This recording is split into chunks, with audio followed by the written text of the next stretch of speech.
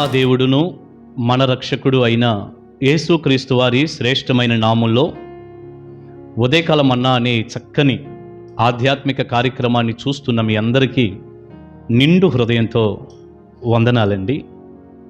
దేవుని మహాకృప మీకు తోడై ఉండును గాక. ఎలా ఉన్నారు మీరు మీ కుటుంబాలు క్షేమమే కదా?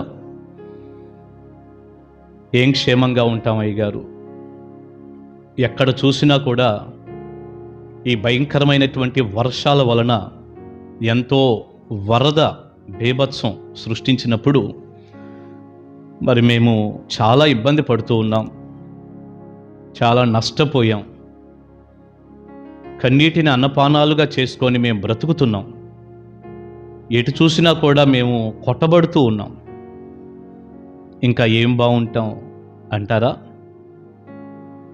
ఒకవేళ ధైర్యం కోల్పోయిన పరిస్థితిలో ఉండి ఇక మా జీవితంలో ఇంకేముంది, అంతా కూడా అయిపోయింది కదా, ఎంతో నష్టపోయాము, మాకు తోడుగా ఉండేటటువంటి వ్యక్తులు కూడా ఎవరూ లేరు, వారెవరో పెద్దవారు అధికారులు మాకేదో తోడుగా ఉంటారు అనుకుంటే వారు కూడా ఏదో అంత అందుబాటులో ఉన్నట్టు కనపడటం లేదు, లేక ఎవరో మా బంధువులు వస్తారనుకుంటే వారు కూడా రావటం లేదు, ఇంకెవరైనా మా స్నేహితులు వచ్చి మాకు కొంచెం సహాయపడతారనుకుంటే వారు వచ్చే పరిస్థితిలో లేరు. ఎవరూ కూడా మాకు ఎలాంటి సహాయం చేయలేని స్థితిలో ఉన్నారు. మేము ఒంటరి వారిగా అయిపోయాం, మేము చాలా ఇబ్బంది పడుతున్నాం, మాకెవ్వరూ లేరు అన్నట్టుగా ధైర్యాన్ని కోల్పోయినటువంటి స్థితిలో, బాధలో, కష్టంలో ప్రియబిడ్డ ఒకవేళ నువ్వు ఉన్నావా ఈ సమయానికి? మీకు ఒక మంచి మాట చెప్పనా?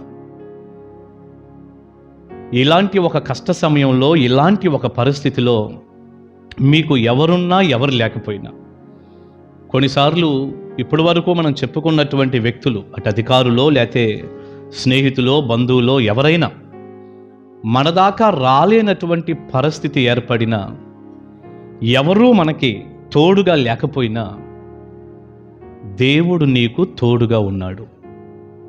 ఈ మాట మీరు గుర్తుపెట్టుకోండి. దేవుడు మీకు తోడుగా ఉన్నాడు.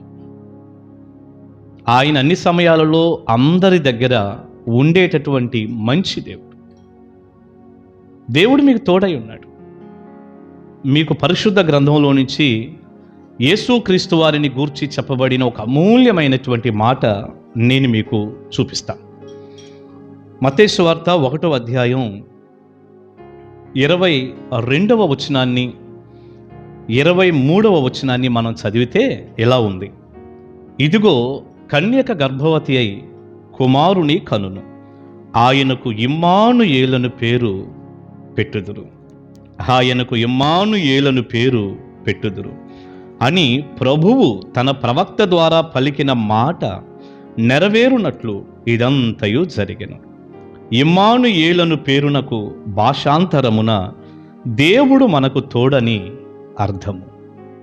యోసేపుతో దేవుని దూత మాట్లాడుతూ, నీ భార్య అయినటువంటి మరియను చేర్చుకోవటానికి నువ్వేమీ భయపడాల్సిన అవసరత లేదు, ఆమె పరిశుద్ధాత్మ వలన గర్భము ధరించింది, ఆమె ఒక కుమారుణ్ణి కంటుంది, ఆయనకు యేసు అనే పేరు పెట్టు అన్నటువంటి మాట చెబుతున్నాడు. యేసు అనే మాటకు అర్థం రక్షకుడని మనం చూసాం. పోయిన నా వీడియోలో యేసుక్రీస్తు రక్షకుడు అనేటటువంటి వీడియో కూడా చేయటం జరిగింది. మరి ఆ వీడియో మీరు చూడకపోతే ఆ చిన్న వర్తమానం కూడా వినాలని ప్రేమతో మనవి చేస్తున్నాను. యెషయా గ్రంథం 7వ అధ్యాయం 14వ వచనాన్ని ఎత్తి ఆ ప్రవచనాన్ని బట్టి దేవదూత యోసేపుతో మాట్లాడుతూ ఈ మాటలు చెబుతూ 22, 23లో అన్నాడు, ఇదిగో కన్యక గర్భవతి అయి కుమారుని కనును, ఆయనకు ఇమ్మానుయేల్ అనే పేరు పెట్టుదురు అన్నాడు. ప్రియులారా, యేసు ప్రభువారికి ఉన్నటువంటి మరొక పేరు ఏమిటయ్యా అంటే ఇమ్మానుయేలు. మీరు యెషయా గ్రంథం 7వ అధ్యాయం 14వ వచనాన్ని కూడా చదువుకోండి. కావాలంటే యెషయా గ్రంథం 7:14 నేను చదువుతున్నాను చూడండి. కాబట్టి ప్రభువు తానే ఒక సూచన మీకు చూపును, ఆలకించుడి, కన్యక గర్భవతి అయి కుమారుణ్ణి కని అతనికి ఇమ్మానుయేలనే పేరు పెట్టును. ఇది ప్రవచనం, దేవుని ద్వారా చెప్పబడిన మాట. యేసు ప్రభువారికి పెట్టబడిన మరొక పేరు, ఆయనకున్న మరొక నామం ఇమ్మానుయేలు. ఇమ్మానుయేలు అనే మాటకు అర్థం ఏమిటి? దేవుడు మనకు తోడు. చూడండి, యెషయా గ్రంథం 7:14లోనే అతనికి ఇమ్మానుయేలు అనే పేరు పెట్టును అన్న దగ్గర 2 అని అంకేసి ఫుడ్ నోట్లో ఒక మాట, అనగా దేవుడు మనకు తోడై ఉన్నాడు. ఇమ్మానుయేలు అనే మాటకు అర్థం ఏమిటి? దేవుడు మనకు తోడై ఉన్నాడు. అలాగే మనం చదువుకున్నటువంటి మత్తయి సువార్త మరి 1వ అధ్యాయం 22-23 వచనాల్లో కూడా ఇమ్మానుయేలు అనే పేరునకు భాషాంతరమున దేవుడు మనకు తోడని అర్థము అని 23వ వచనంలో అక్కడే పరిశుద్ధాత్ముడు రాయించాడు. ఒక్క మాటలో మనం చెప్పుకోవాలంటే ఇమ్మానుయేలు అనే మాటకు అర్థం దేవుడు మనకు తోడుగా ఉన్నాడు. అవునండి, ఇప్పుడు యేసు ప్రభు వారికి ఇమ్మానుయేలు అనే పేరు ఉంది కదా, అంటే అర్థం ఏంటి? ఆయన మనకి తోడుగా ఉండే దేవుడని. బైబిల్ గ్రంథం అంతా కూడా యేసుక్రీస్తు మహా గొప్ప దేవుడని తెలియజేస్తుంది. ఆయన మహాదేవుడు అని బైబిల్ గ్రంథం మనకి బోధిస్తుంది. దేవుడుగా ఉన్నటువంటి ఆయన శరీరధారిగా జన్మించినప్పుడు ఆయనకు ఒక పేరు ఇమ్మానుయేలు. ఇమ్మానుయేలు అంటే దేవుడై ఉన్నటువంటి యేసయ్య మనకు తోడుగా ఉన్నాడు. దేవుడే యేసుక్రీస్తు పేరిట, ఇమ్మానుయేలు అనే పేరిట మనకు తోడై ఉన్నాడు అని యేసు ప్రభువారి గురించి చెప్పబడిన ఒక మూల్యమైన మాట. అవునండి, మనం ఆరాధించే దేవుడు, నేను ప్రకటిస్తున్నటువంటి దేవుడు, దాదాపుగా 30 సంవత్సరాలుగా 30 సంవత్సరాలుగా పైబడి అనుకుంటున్నాను, నేను విశ్వసించి నమ్మినటువంటి దేవుడు, దాదాపు 24 సంవత్సరాలుగా నేను ప్రకటిస్తున్నటువంటి దేవుడు, ప్రభు అయిన యేసుక్రీస్తు ఇమ్మానుయేలైనటువంటి దేవుడు, తన ప్రజలకు తోడుగా ఉండే దేవుడు. నా వయసు సుమారు ఇప్పటికి 50 సంవత్సరాలు. నేను యేసు ప్రభువుని నమ్ముకునేటప్పటికి నా వయసు సుమారు 20-21 లోపులోనే నేను ప్రభువునందు విశ్వసించాను. ఈ 30 సంవత్సరాల నా యొక్క ప్రభువుతో నడిచిన నా జీవితాన్ని నేను చూసినప్పుడు నా దేవుడు నాకు ఎంత తోడుగా ఉన్నాడో చూస్తే అంత ఆశ్చర్యంగా ఉంటుంది. యేసయ్య తోడుగున్నాడు. ఆయన నాకు తోడుగున్నాడు కాబట్టి నేను ఇదిగో ఈ సమయానికి ఇలా ఉండగలిగాము. ఆయన తోడుగా ఉండే దేవుడు. మత్తయి సువార్తకి మలాకీ గ్రంథానికి మధ్యలో ఒక తెల్ల పేపర్ మనకు కనపడుతూ ఉంటుంది మన బైబిల్లో. ఈ తెల్ల పేపర్లో దాదాపు 450 సంవత్సరాల చరిత్ర ఉంది. ఏమిటా చరిత్ర అంటే, మలాకీ ప్రవక్త తర్వాత మరలా తిరిగి ఈ బాప్తిస్మం ఇచ్చేటటువంటి యోహాను రాకగానివ్వండి, ముఖ్యంగా ప్రభు అయిన యేసుక్రీస్తు వారు ఇదిగో ఇలా కన్యగర్భాన జన్మించాడు చూడండి, అప్పటి వరకు ఈ మధ్యకాల చరిత్ర ఈ తెల్ల పేపర్ తెలియచేస్తూ ఉండగా, ఒక మాటలో చెప్పాలంటే ఆ ప్రజలు ఇశ్రాయేలు ప్రజలుగా ఉన్నటువంటి దేవుని బిడ్డలు దేవుడు లేనివారుగా జీవించారు. దేవుడు లేడు. మలాకీ ప్రవక్త తర్వాత దేవుడు వారికి దూరం అయ్యాడు. వారి పాపమే, వారి అవిధేయతే, వారి మాట వినని తనమే దానికి కారణం. దేవుడు లేడు. అలాంటి సమయాల్లో వారు ఎన్ని ఇబ్బందులు పడ్డారో ఆ మధ్యకాల చరిత్ర మీరు చూడండి. మలాకీకి మత్తయికి ఉన్న మధ్యకాల చరిత్ర మీరు చూస్తే ఆ 400-450 సంవత్సరాల చరిత్రలో ఎంతో ఇబ్బంది పడ్డారు. అన్య చక్రవర్తుల చేతుల కింద నలిగిపోయారు. ఇక యేసు ప్రభువారు జన్మించే సమయానికైతే రోమా ప్రభుత్వం క్రింద వారు ఎన్నో ఇబ్బందులు పడుతూ దేవుడు లేనటువంటి వ్యక్తులుగా ఉన్న వారికి కలిగే ఆ శ్రమ, ఆ కష్టం అంతా అనుభవిస్తున్నారు. అలాంటి సమయంలో వారిని బాగు చేయటానికి, వారిని రక్షించటానికి, వారిని ఆదరించటానికి, వారికి మేలు చేయటానికి, ఒక మాటలో చెప్పాలంటే ప్రజలకు తోడుగా ఉండటానికి, తన ప్రజల పక్షంగా ఆయన తోడై ఉండి సహాయం చేయటానికి ప్రభు అయిన యేసుక్రీస్తు వారు ఇమ్మానుయేలుగా కన్యగర్భాన జన్మించాడు. తోడుగా ఉన్నాడు. ఆనాటి నుండి ఈనాటి వరకు ఆయన యందు విశ్వాసం ఉంచినటువంటి ప్రతి ఒక్కరికి కూడా ఆయన తోడై ఉన్నాడు.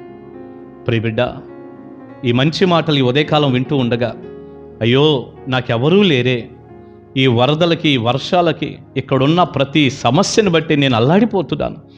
ఏ మనుషుడు లేడు, ఏ అధికారి లేడు, లేకపోతే ఇంకెవరో లేరు, నేను ఒంటరిగా ఉన్నాను, అయ్యో నా జీవితం ఇట్లా అయిపోయిందని ఒకవేళ నువ్వు దిగులు పడుతూ ఉంటే ఈ మంచి ఉదయకాలం మీకు ఒక శుభవార్త. ఇమ్మానుయేలుగా ఉన్న యేసయ్య మీకు తోడుగా ఉండే గొప్ప దేవుడు. నేను దైవజనుడికి ఒక మాట అడుగుతున్నాను. మరి ఇమ్మానుయేలుగా ఉన్న యేసు ప్రభువారిని మీరు నమ్ముకున్నారా? అంగీకరించారా? మీ హృదయంలోనికి యేసు ప్రభువారిని ఆహ్వానించారా? ప్రభువా నువ్వు నాకు కావాలని అడిగారా? యేసునందు విశ్వాసం ఉంచిన వ్యక్తులేనా మీరు? ఒక్కసారి ఆలోచించండి. యేసు ప్రభువుని నమ్ముకోండి. ఈ ఇమ్మానుయేలుగా ఉన్నటువంటి గొప్ప దేవుడైనటువంటి రక్షకుడైన యేసుక్రీస్తునందు విశ్వాసం ఉంచండి. ఆయన మీకు తోడుగా ఉంటాడు. ప్రియబిడ్డ, ఒక మాట చెప్పనా? దేవుడు లేకుండా ఒక మనిషి ఏం చేయగలడు? దేవుడు లేకపోతే ఒక మనిషి ఏం చేయగలడు? యోహాను సువార్త 15వ అధ్యాయం 5వ వచనంలో ప్రభు అన్నాడు, నాకు వేరుగా ఉండి మీరేమీ చేయలేరు అన్నాడు. నిజమే, దేవుడు లేకుండా ఏ మనిషి ఏం చేయలేడు. ఈనాడు చాలామంది దేవుడు లేకపోయినా మా సొంత శక్తి మీద, బలం మీద మేము ఆధారపడతాం, మా జ్ఞానాన్ని బట్టి మేము ముందుకు వెళ్తాం, దేవుడు లేకపోయినా మాకు పర్వాలేదు అన్నట్టుగా దేవుణ్ణి వదిలి, దేవుని మందిరాన్ని వదిలి, దైవజనుణ్ణి వదిలి, దేవుని సన్నిధికి దూరమై పర్వాలేదు ఆయన లేకపోయినా మాకేమి అన్నట్టుగా మీకు నచ్చినట్టుగా నువ్వు జీవిస్తూ ఉంటే దేవుడు లేకుండా నువ్వేమీ చేయలేవు సుమా. నీకు తోడుగా ఉండాలని ఆశ కలిగిన దేవుడు, నీతో ఉండాలని పరలోక రాజ్యాన్ని, ఆ మహిమను విడిచిపెట్టి శరీరధారిగా భూమి మీదకొచ్చి కలువరు సిలువలో రక్తం కార్చి ప్రాణం ఇచ్చిన దేవుడు నీతో ఉండాలని ఎంత ఆశ కలిగి ఉంటాడో కదా ఆయన. ఆయన లేకుండా మన మనుగడ సాగదు. మనం ఉండలేం, మనం ఏమీ చేయలేం. ఆయనకు వేరుగా ఉంటే మనం ఏం చేయలేం.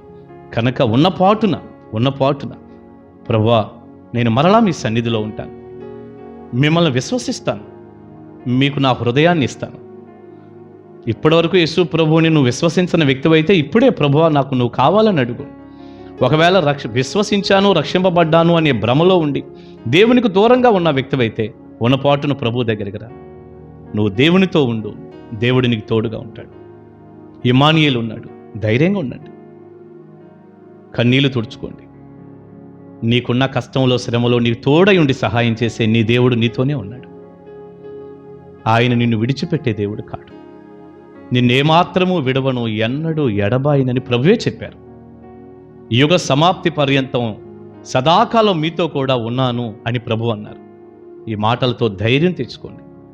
శ్రమ అనుమతించిన దేవుడే నీకు సహాయం కూడా చేస్తాడు. చివరిగా ఒక మాట, ఇమ్మానుయేలుగా ఉన్న దేవుడు నీకు తోడై ఉన్నాడని మర్చిపోవద్దు. ధైర్యంగా ఉండు బిడ్డ, దేవుడు నీకు తోడై ఉన్నాడు. God bless you. దేవుని కృప మీకు తోడై ఉండును గాక. ఆమేన్. ప్రార్థన చేసుకుందాం. మహాపరిశుద్ధుడా, ప్రేమగల తండ్రి, మీకు వందనాలు. విత్తబడిన ఈ సందేశం మీ బిడ్డలకు దీవెనకరంగా మీరు మార్చండి. ప్రతి బిడ్డను ఆదరించండి, వారి కన్నీటిని తుడవండి. ఈ వరదల్లో, ఈ భయంకరమైనటువంటి తుఫాను వాతావరణంలో మీ ప్రజలకు కావలసిన ప్రతిదాన్ని మీరు ఇవ్వండి. ముఖ్యంగా మీరు తోడుగా ఉండండి అయ్యా. మీరు లేని మా జీవితాలు ప్రయోజనమేముంది?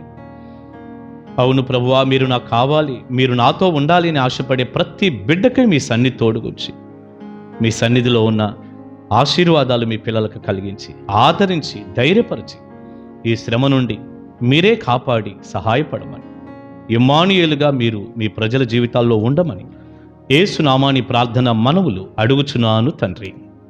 ఆమేన్. ఆమేన్. God bless you. దేవుని మహాకృప మీకు తోడై ఉండును గాక. కలుసుకుందాం. Praise the lord.